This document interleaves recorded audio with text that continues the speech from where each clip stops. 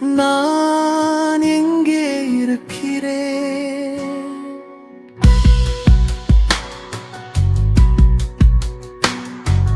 குழந்தையே அவள் கொடுத்தாள் போல் ஒரு மனிதராக நான் வாழ்கிறேன். பூமியின் மாம்சம் எலும்புகள் இரத்தத்தாலான இந்த உடலில் என்னுள் நெருப்பும் நீரும் இருக்கின்றன. நான் சுவாசிக்கும் காற்றும் இந்த உலகத்துக்குரியது. என் உள்ளத்தின் ஆழத்தில் அறிவேன், நான் தொடர்ந்து வாழ்கிறேன். வாழ்க்கையின் நீர்களை போலவும் கடலின் உப்பை போலவும் நான் தொடர்ந்து வாழ்கிறேன். ஆனால் இன்னும் தெரியவில்லை வாழ்க்கையின் நீர்களும். ஓம் சாந்தி. தூய்மையான வாழ்க்கை பிரம்மச்சரியத்தின் புரட்சி. 2வது நாள். எங்களை கலங்கியவர்களாகவும் திருப்தியற்றவர்களாகவும் மாற்றியது. ஒரு மனிதன் சுகாதாரத்துறை ஆபீசர்கிட்ட போய் சொல்றான், நீங்க ஏதாவது செய்யணும். நாங்க 3 சகோதரர்கள் இருக்கோம். நாங்க ஒரே ரூம்ல வாழ்றோம். என்னுடைய ஒரு சகோதரர் 12 குரங்கு வச்சிருக்காரு. இன்னொரு சகோதரர்கிட்ட 12 நாய் இருக்கு. இது எங்களுக்கு மூச்சு திணறலை ஏற்படுத்தக்கூடிய சூழ்நிலையை உருவாக்குது. 12 குரங்கு, 12 நாய் மற்றும் 3 பேர் வாழக்கூடிய ஒரு சின்ன ரூம். அது ரொம்ப துர்நாற்றமாவும் இருக்கு. இது முற்றிலும் ஏமாற்றத்தை கொடுக்கக்கூடியது. நீங்க ஏதாவது செய்யணும்னு சுகாதார அதிகாரிகிட்ட அந்த மனுஷன் போய் கேக்குறான். உங்ககிட்ட ஜன்னல் இருக்கான்னு அவர் கேக்குறாரு. ஆம் அப்படின்னு இந்த மனிதன் சொல்றான். மூடியே இருக்கா? ஆமா. அப்படின்னா ஏன் அதை திறக்கல? அந்த மனிதன் சொல்றான், என்கிட்ட 12 புறா இருக்கு. என்கிட்ட இருக்கக்கூடிய 12 புறாவும் ஜன்னலை திறந்தா ஓடி போயிடும். அப்ப அதை போறதுக்கு நான் அனுமதிக்கணுமா? இதுதான் மனதினுடைய அடிமைத்தனம். நாம இங்க நல்ல மனிதர்களா வரல. நாம இங்க எஜமானர்களாக வந்திருக்கோம். நாம இங்க சக்கரவர்த்தியா தான் வந்திருக்கோம். நாம இங்க சாம்ராஜ்யத்தை மீட்டெடுக்கிறதுக்காக வந்திருக்கோம். ஒவ்வொரு மனிதனும் ஏதாவது ஒரு விதத்துல அடிமையா தான் இருக்காங்க. தன்னுடைய ஆசைகளுக்கு அடிமையா இருக்காங்க, பசிக்கு அடிமையா இருக்காங்க, பால் உணர்ச்சி விகாரத்துக்கு அடிமையா இருக்காங்க. அப்ப ஒரு அடிமை இருக்கா அப்படின்னு பார்க்கும்போது பாருங்க, 1000 எஜமானர்கள் இருக்காங்க, அடிமையினுடைய எஜமானர்கள். இந்த அடிமைத்தனம் தொடர்ந்துட்டே தான் இருக்கு. அடிமைக்கு உள்ள ஒரு தேர்வு நடக்குது. அவன் எந்த வகையான விஷயத்தை குடிக்கணும், எதை தேர்ந்தெடுக்கணும். விஷம் தானே. அவன் எந்த ஒரு ராஜ்யம் செய்யறானோ, எந்த ஒரு வேலை பண்ணிட்டு இருக்கானோ, அந்த வேலையிலயும் அவன் எப்படி இருக்கிறான்? அவன் தன்னுடைய ஆட்சியின் நிலையில அடிமையாதான் இருக்கான். யாரோ ஒருத்தர் அவனை கட்டுப்படுத்திட்டு இருக்காங்க. இந்த அடிமைத்தனம் தொடர்ந்துட்டு இருக்குது. இன்று இந்த புதிய தொடர் தூய்மையான வாழ்க்கையினுடைய 2வது நாள். முதல் விஷயம், சுயத்தினுடைய இறையாண்மையை நமக்குள்ள கொண்டு வரணும். இறையாண்மை என்பது நமக்குள்ள தெய்வீக ஒரு தன்மையை நாம கொண்டு வரணும். நாம எஜமானர்கள் ஆகும் வரை மகிழ்ச்சியே கிடையாது. அடிமை வாழ்க்கை என்பது துக்கமான வாழ்க்கை. மிக பெரிய அடிமைத்தனம் என்பது தூண்டுதல்களுக்கும் உண்டுதலுக்கும் அடிமையாக இருப்பதுதான். இந்த ஃபோர்ஸ், இந்த வழிகாட்டுறது, இந்த ஃபோர்ஸுக்கு நம்ம எல்லாருமே என்ன பண்றோம்? கீழ்ப்படிந்தவங்களாக இருக்கோம். அது உண்மைன்னு நம்ம உணர்றோம். அது மட்டும்தான் உண்மைன்னு நம்ம உணர்ந்து வாழ்றோம். அது வாழ்க்கையினுடைய உண்மைன்னு நினைக்கிறோம். ஆனா இது நம்மை ஏமாற்றக்கூடியது. அது வருது, நம்ம தள்ளுது, அப்புறமா நம்ம கீழே விழுந்துடுறோம். பின்னால ஏன் இது நடந்தது தொடர்ந்து யோசனை பண்றோம். இது வெறும் ஃபோர்ஸ்னால வரக்கூடிய ஒரு விளையாட்டு தான். காமம் என்பது தூண்டுதலினுடைய ஒரு பாட்டு இருக்கு. கனவுல விகாரத்தினுடைய கனவை நம்ம சிந்தனை செய்ய ஆரம்பிக்கிறோம்.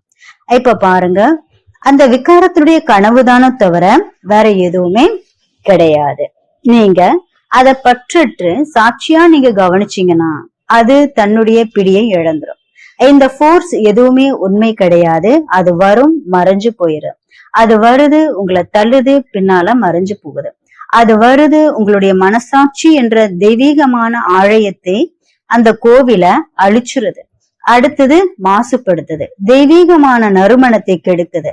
அது ஒரு வலை போலதான் இருக்கு. கணவன் மனைவி 2 பேருக்குள்ளயும் சண்டை நடக்குது.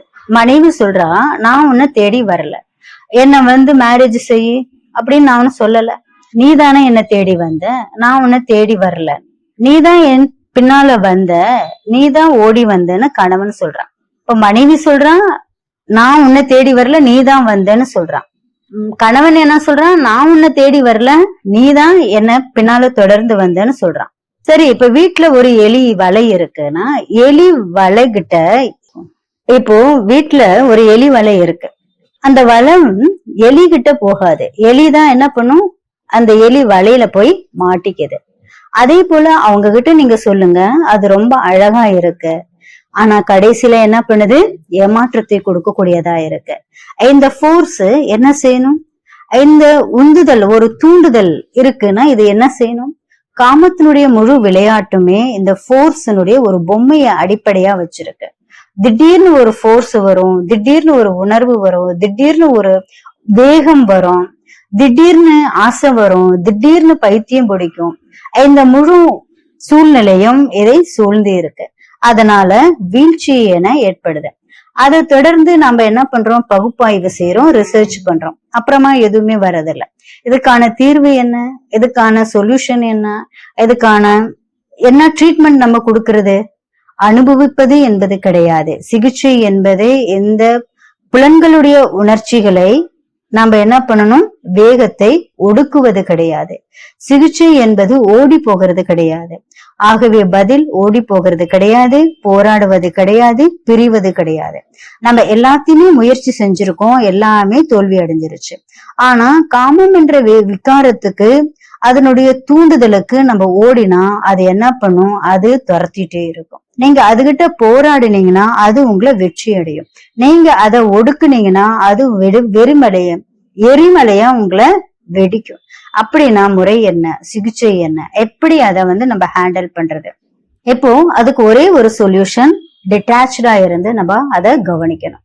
அது எழுது மறைஞ்சு போயிருது. நீங்க அதை 10 நிமிஷம் கவனிக்க முடிஞ்சதுன்னா 11வது நிமிஷத்துல அது தன்னுடைய பிடியை இழந்துரும். செயல்படாதீங்க, ஜஸ்ட் நீங்க கவனிங்க. அது வருது கவனிங்க, அது நகருது கவனிங்க, அமைதியா உட்கார்ந்து கவனிங்க. இப்படிதான் நாம நமக்குள்ள இருக்கக்கூடிய அந்த தெய்வீகமான சாம்ராஜ்யத்தை உருவாக்கணும். இப்போ ஒரு சின்ன ஒளியினால டைட்டானிக் சிலை உருவாக்கப்படுது. இதனுடைய முதல் கொள்கை என்ன, சுயத்தின்குள்ள தெய்வீகமான தன்மையை நம்ம கொண்டு வரணும். நான் ஒரு எஜமானன், நான் ராஜா, நான் என்னுடைய ராஜ்யத்தினுடைய ராஜாவா இருக்கேன், நான் என்னுடைய ராஜ்யத்தினுடைய ராணி, நான் அடிமை கிடையாது. இப்ப பாருங்க, நம்ம எல்லாருமே அடிமையாயிடுறோம். சில நேரத்துல கோபத்துக்கு அடிமை, புகாருக்கு அடிமையா இருக்கும், எரிச்சலுக்கு அடிமையா இருக்கும்.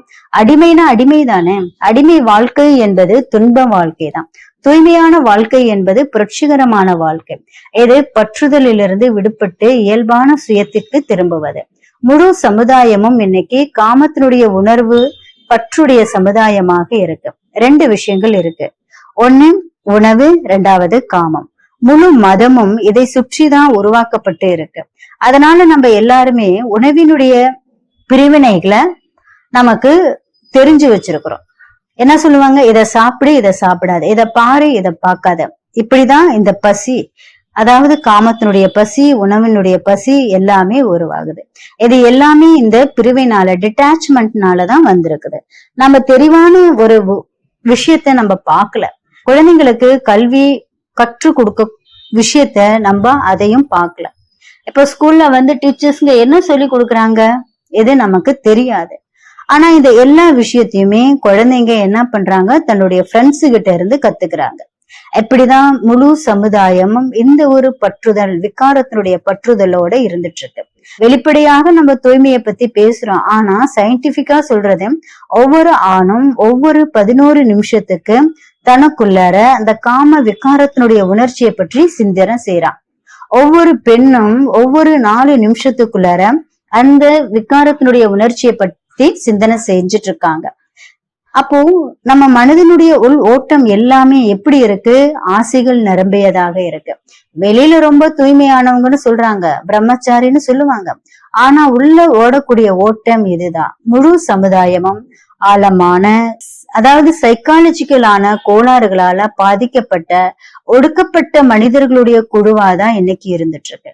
தவறாக புரிந்து கொள்ளப்பட்ட உயிரியல் காரணமாக எத்தனை சைக்காலஜி விஷயங்கள், சயின்டிபிக்கான விஷயங்கள் எல்லாமே ஒரு சிதைவுல தான் நடந்துட்டு இருக்கு.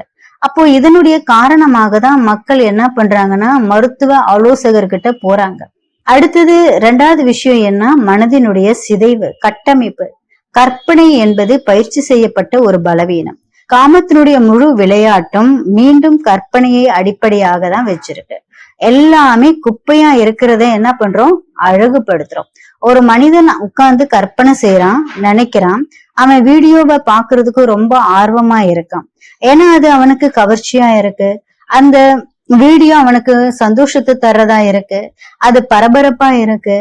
அது வெறும் கற்பனையினுடைய இருள் தான், உண்மை கிடையாது, அது ஒரு பொய். அந்த பொய்யையே அவன் என்ன பண்றான், உண்மையா நினைச்சுக்கிறான். உண்மையாக வேடமிட்ட ஒரு பொய், கற்பனை, மாயை, இந்த எண்ணமாக இருக்கு. அது உண்மையை பார்க்க அனுமதிக்க விடுறது கிடையாது.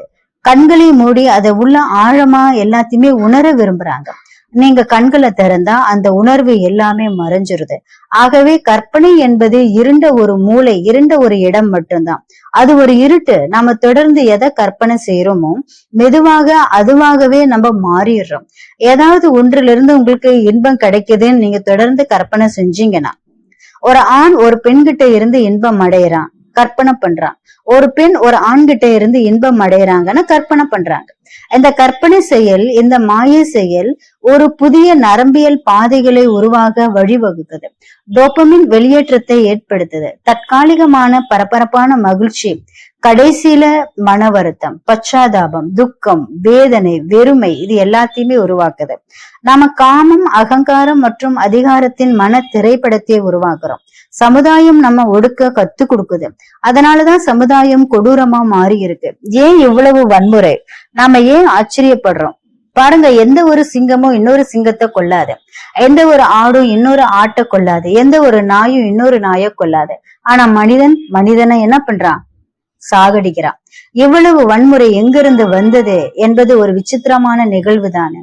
ஊழல் எங்கிருந்து வந்தது? ஏன் இந்த நாட்டுல இவ்வளவு மிர்ஜாப்பர், ஜெய்சந்தர்கள் இருக்காங்க, துரோகிகள், வஞ்சகர்கள்? ஏன் விசுவாசம் இல்லாத ஒரு தன்மை இருக்கு? இது காமத்துடன் தொடர்புடையதா? அதிகாரத்திற்கான காமம், அகங்காரத்திற்கான காமம்.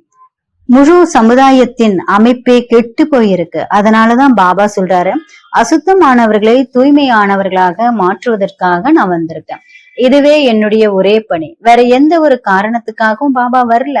சமுதாயத்துக்கு இன்னைக்கு வியாதி பிடிச்சிருக்கு. சமுதாயத்துல இருக்கக்கூடிய மனநிலை எல்லாமே வியாதி பிடிச்சவங்களாதான் இருந்துட்டு இருக்காங்க. மற்றவங்களுக்கு வேதனை கொடுக்கறதுல அவங்க ரொம்ப திறமசாலியாக இருக்காங்க. மற்றவங்களுடைய வேதனையில தான் இவங்களுடைய சந்தோஷமே இருக்கு. எந்த மாதிரி நோய் நிறைந்த மனநிலை எங்க இருந்து வந்தது? இந்த மிர் ஜாப்பர்களும் ஜெய் சந்தங்களும் எங்கிருந்து உருவாக்கப்பட்டாங்க? இந்த முழு குற்ற உலகம் எங்கிருந்து உருவானது? இந்த ஆசையின் ஒடுக்கம் தான் இதற்கு காரணம். நீங்க இந்த ஆசையினுடைய உயிரியல் தன்மையை புரிஞ்சு முடியாததுனாலதான் அது தானாகவே விழுந்து விடும். அது தன்னுடைய கவர்ச்சியை இழந்துரும். ஆகவே மனசிதைவினுடைய கட்டமைப்பு என்பது ஒரு கற்பனை தான். முதல் விஷயம் தூண்டுதல், அதை நீங்க கவனிங்க. இரண்டாவது கற்பனை, அது உண்மை கிடையாது. அதன் முழு நிவாரண உண்மையை நீங்க பாருங்க. தனது கவர்ச்சி அது இழந்துரும். மூணாவது மன ஆற்றலின் இயக்கவியல், அது கவனம் கொடுக்கறது. இதுதான் ஊட்டச்சத்து. கவனம் தான் உணவு. நீங்க எதுக்காவது கவனம் கொடுக்குறீங்க, அட்டென்ஷன் கொடுக்குறீங்கன்னா அது நம்முடைய வாழ்க்கையாக மாறிடுது. நான் இந்த ஆசைகளுக்கு கவனம் கொடுத்தேனா, அட்டென்ஷன் கொடுத்தேனா, அந்த ஃபோர்ஸ்க்கு கவனம் கொடுக்கும் போது அந்த ஒவ்வொரு டாம் டிக் மற்றும் ஹரிக்கும் கவனம் கொடுத்துட்டோம்னா, நம்ம தொடர்ந்து என்னுடைய தவறுகளுக்கு கவனம் கொடுத்தா நான் தவறுகளினுடைய பிரம்மாண்டமாக உருவமாக மாறிடுவேன். நான் எதன் மீது என்னுடைய கவனத்தை கொடுக்கிறேன், அதுதான் முக்கியம். கவனம் எங்க எனக்கு போகுது, அங்க என்னுடைய சக்தி பாயுது. நான் வாழ்க்கையினுடைய ஒவ்வொரு அர்த்தமற்ற விஷயங்களுக்கும் கவனம் கொடுத்தா தானாகவே அதற்கேற்ப என்னுடைய விதியை நான் உருவாக்கிக்கிறேன். ஆகவே வதந்திகள் இருந்தா வதந்திகளுடைய உணவு என்ன? கவனம். நீங்க கவனம் செலுத்துறீங்க, அதனாலதான் வதந்தி வலிமையாகுது. கவனம் தான் ஊட்டச்சத்து. கவனத்துல நம்ம எல்லாருமே கஞ்சர்களா இருப்போம். நான் எல்லா எதிர்மறை விஷயங்களுக்கும், எல்லா வீணான விஷயங்களுக்கும், அனைத்து புலன் உணர்ச்சி விஷயங்களுக்கும் கவனம் கொடுத்துட்டேன்னா தானாகவே அது என்னை இழுத்துட்டு போகும். நான் அந்த தூண்டுதல்களுடைய முழு உருவமாக மாற தூண்டப்படுவேன். எனவே சும்மா நீங்க அதை அவாய்ட் பண்ணுங்க. எனக்கு கவலை இல்லை என்ற ஒரு மனநிலை. ஆகவே 3 முக்கியமான விஷயங்கள் இருக்கு. முதல், தூண்டுதல் ஃபோர்ஸ் பண்றது. 2வது, அது ரொம்ப கிரேட்னு நினைக்காதீங்க. அது உங்களுக்கு மட்டும்தான் வருதுன்னு நினைக்காதீங்க. உங்களுக்கு யாரோ ஒருத்தர் மீது தனிப்பட்ட அன்பு, லவ் இருக்குன்னு நினைக்காதீங்க. லவ்வை விட அது வெறும் தூண்டுதல் தான், ஒரு ஃபோர்ஸ் தான், அது ஒரு ஏக்கம் தான். ஏக்கம் வருது போகுது. எனக்கு அரிக்குதுன்றனால அரிச்சுட்டே இருக்கும்னு தோணுச்சுன்னா நான் தொடர்ந்து அதை அரிச்சுட்டே இருந்தா அதுக்கு முடிவே கிடையாது. ஆனா நான் தான் என்ன பண்ணணும், அதை நிறுத்தி அந்த உணர்வை நம்ம கவனிச்சா அது தானாகவே மறைஞ்சு போயிடும். இது நிலையற்றது. ஆகவே தூண்டுதல்களுக்கான போர்ஸுக்கான சிகிச்சை சாட்சியாக கவனிப்பதுதான். எப்படிதான் நீங்க தன்னுடைய சாம்ராஜ்யத்தை உருவாக்குறீங்க, அதுதான் முதல் விஷயம். 2வது, கற்பனை, எண்ணம். கற்பனை இந்த அனைத்து ஆசைகளுக்கும், அனைத்து விதமான காமங்களுக்கும் கற்பனையில் தான் எல்லாமே உயிர் வாழுது. நாம கற்பனை பண்றோம், அது ரொம்ப அழகா இருக்கு, உணர்றோம். நீங்க உங்களுடைய மனசுல இந்த கற்பனைக்கு உணவு கொடுத்து ஸ்டாப் பண்ணீங்கன்னா அது இறந்துரும். நீங்க ஒரு பொண்ணை நேசிக்கிறீங்க, ஒரு ஆணை நேசிக்கிறீங்க, உணர்றீங்க. ஆனா அது உடலுடைய அமைப்பை பார்த்தா அது வெறும் கற்பனை மட்டும்தான். மனம் ஒரு கற்பனையை உருவாக்க விரும்புது, ஒரு பொய்யான கற்பனை, ஒரு பொய்யான மன திரைப்படம். அதுல மீண்டும் உயிர் பெற்று அதிலேயே வாழ்ந்து அந்த கற்பனை உலகத்துல மகிழ்ச்சிய உணர விரும்புது. அதுதான் விஷயம். மனநல மருத்துவத்துல 2 வார்த்தைகள் இருக்கு, நியூரோசிஸ் மற்றும் சைக்கோசிஸ். நியூரோசிஸ்னா நீங்கள் மன சோர்வாக உணர்வீங்க, உங்களுக்கு நல்ல ஒரு உணர்வு கிடையாது. நீங்க நேர்முகமான தேர்வுக்கு போறீங்கன்னு வைங்க, அங்க தோல்வி அடைறீங்க, நீண்ட கால மன சோர்வு ஏற்படுது. அதுதான் நியூரோசிஸ். பிறகு சைக்கோசிஸ்னு ஒண்ணு இருக்கு, இது கொஞ்சம் தீவிரமானது. ஸ்கிசோப்ரீனியா, பைபோலார் கோளாறு, இது தீவிரமான மனச்சோர்வு. ஆகவே இது நியூரோசிஸ், சைக்கோசிஸ். அதனாலதான் மக்கள் நகைச்சுவையா சொல்றாங்க, என்ன சொல்லுவாங்க ஜோக்குக்கு, நியூரோட்டிக் என்பது காற்றில் கோட்டை கட்டும் மனிதன், நியூரோசிஸ் என்பது காற்றில் கோட்டைகள் அரண்மனை கட்டும் மனிதன், சைக்கோட்டிஸ் அதுல வாழக்கூடியவன். நியூரோசிஸ் என்ன பண்றான், காட்டுல கோட்டையை கட்டுறான், காற்றில கோட்டை கட்டுறான். சைக்கோட்டிஸ் என்ன பண்றான், கோட்டை கட்டுனதுல அவன் வாழக்கூடியவனா இருக்கான். அதுதான் அவனுக்கு உண்மையானது. அவன் குரலை கேட்கிறான், சில உருவங்களை பாக்குறான், 2 பேர் பேசுறாங்க, உணர்றான். அவங்க என்னை பத்தி தான் பேசுறாங்க, எனக்குள்ள சதி செய்யறாங்கன்னு உணர்றான். ஆகவே நியூரோசிஸ் என்பது காற்றில் கோட்டை கட்டுபவன், சைக்கோட்டிஸ் என்பது அந்த கோட்டையில், அந்த கற்பனை அரண்மனையில் வாழ்பவன். மனநல மருத்துவர் கட்டணம் வசூலிக்கிறாரு, இதனாலதான் மாத வாடகை இப்படிதான் போகுது. முழு கற்பனையினுடைய விளையாட்டு தான். முழு எண்ணம் உலகத்திலே சார்ந்ததாக இருக்கு. இன்னைக்கு உலகம் முழுவதுமே எண்ணங்களின் உலகமாக இருக்கு. யாரோ ஒருத்தர் என்னுடையவர், யாரோ ஒருத்தர் எனக்கு சொந்தமானவர், யாரோ ஒருத்தர் எனக்கு இன்பம் தராரு, உணர்றோம். அனைத்து விதமான பால் உணர்ச்சி இன்பங்களும் கற்பனையின் உருவங்களை தவிர வேற எதுவுமே கிடையாது. அது எதுவுமே உண்மையும் கிடையாது, முற்றிலும் அர்த்தமில்லாதது, நிலையற்றது. அவை உண்மையானவை என நம்ம உணர்றோம். ஒரு ஆண் ஒரு பெண்ணினுடைய உடல் ரொம்ப அழகா இருக்குன்னு உணர்றான், ஒரு பெண் ஒரு ஆணனுடைய காதல் ரொம்ப அழகா இருக்குன்னு உணர்றாங்க. ஆனா 2 பேருமே மாயையினுடைய கீழே தான் இருக்காங்க. உடல்ல அழகு கிடையாது, இந்த உலகத்துல காதலும் கிடையாது. யாரோ ஒருத்தர் எனக்கு அன்பு முக்கியத்துவம் தராருன்ற கருத்து வச்சிருக்காங்க. நம்பிக்கையினுடைய அமைப்பு இருக்கு. இந்த எண்ணமே மனதினுடைய மாயை, அது ஒரு பிரம்மம். 3வது, மன ஆற்றலின் இயக்கவியல், கவனம். நாம கவனம் கொடுத்தா என்னுடைய ஆற்றல் அங்க பாயும். நான் யாரையாவது பார்த்தா என்னுடைய கவனம் இழுக்கப்படுது. நான் ஏதாவது செய்தி படிச்சா என்னுடைய கவனம் இழுக்கப்படும். ஆகவே நான் எங்க என்னுடைய கவனத்தை வைக்கிறேனோ எல்லாமே அதை பொறுத்துதான் இருக்கு. நீங்க சும்மா அதை ஜஸ்ட் அவாய்ட் பண்ணுங்க. ஏன்னா நாம அதுக்கு ரொம்ப முக்கியத்துவம் கொடுத்திருக்கோம். அதனாலதான் காமம் இவ்ளோ சக்தி வாய்ந்ததாக ஸ்ட்ராங்கா மாறிடுச்சு. ஸ்ட்ராங் ஆனதுக்கு காரணம் நம்ம கவனம் கொடுத்தனாலதான். ஏன்னா அது முக்கியமானதுன்னு உணர்றோம், அதுக்கு கவனம் கொடுக்கணும்னு உணர்றோம், அது உள்ள வருதுன்றது உணர்றோம். அது ஒரு சுனாமி போல வருது, அதை நாம எப்படி புறக்கணிக்க முடியும்? அது காகித புலி, அது ஒரு மிக்கி மவுஸ், அது வெறும் கார்ட்டூன் தான், அது ஒரு கற்பனையினுடைய உருவம். நான் அதை அவாய்ட் பண்ணணும். சிகிச்சை அப்படின்னா ட்ரீட்மெண்ட், நான் என்ன பண்ணணும்? அதை அவாய்ட் பண்ணணும். முதல் சிகிச்சை சாட்சியாக கவனிக்கணும். கற்பனை சிகிச்சை என்பது அது ஒரு பொய்யானது. கற்பனைக்கு ட்ரீட்மெண்ட்ன்றது ஒரு பொய்யானதுதான். இதை நம்ம தெரிஞ்சுக்கணும். ஒரு போதும் அங்க அன்போ காதலோ கிடையாது. நான் உணர்ந்தது நட்பு, நான் உணர்ந்தது காதல், நான் உணர்ந்தது நல்ல உறவு. இந்த முழு விஷயமும் ஒரு வியாபாரம் தான். மூன்றாவது கவனம். ஜஸ்ட் நீங்க அவாய்ட் பண்ணுங்க, காது கேட்காத மாதிரி இருந்துக்குங்க. எப்படிதான் நாம நம்மை தூய்மையினுடைய கிரீடத்தினால அலங்காரம் செய்யறோம். இது கண்களுக்கு தெரியாத ஒரு கிரீடம். ஆகவே இந்த தூய்மையான வாழ்க்கை பற்றி இந்த தொடரின் 2வது நாள் நாம் தூய்மையினுடைய புதிய அம்சங்களை புரிஞ்சுக்க விரும்புறோம். இந்த பிரம்மச்சரிய புரட்சியை வாழ்க்கையில கொண்டு வர முயற்சி செய்யறோம்.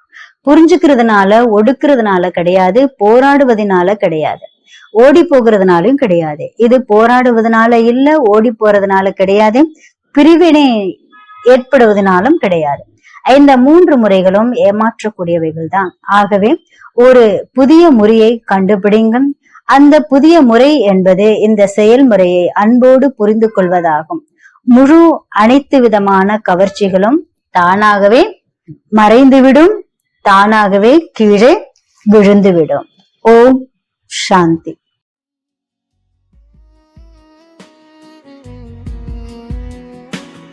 ஒரு காற்று உள்ளது, அது வீசுகிறது, அது இடிக்கிறது. மழைகள் வந்து செல்கின்றன இந்த சமவெளிகளில். ஒரு முறை நான் உங்களை என் முன்னால் நிற்பதை கண்டேன். இப்போது நான் இங்கே முற்றிலும் தனியாக இருக்கிறேன். என் உள்ளத்தின் ஆழத்தில் அறிவேன், நீங்கள் தொடர்ந்து வாழ்கிறீர்கள். வாழ்க்கையின் நீர்களை போலவும் கடலின் உப்பை போலவும் தொடர்ந்து வாழ்கிறேன். ஆனால் எங்கும் செல்லவில்லை. வாழ்க்கையின் நீர்களும் கடலின் உப்பும் அனைத்தும் கரை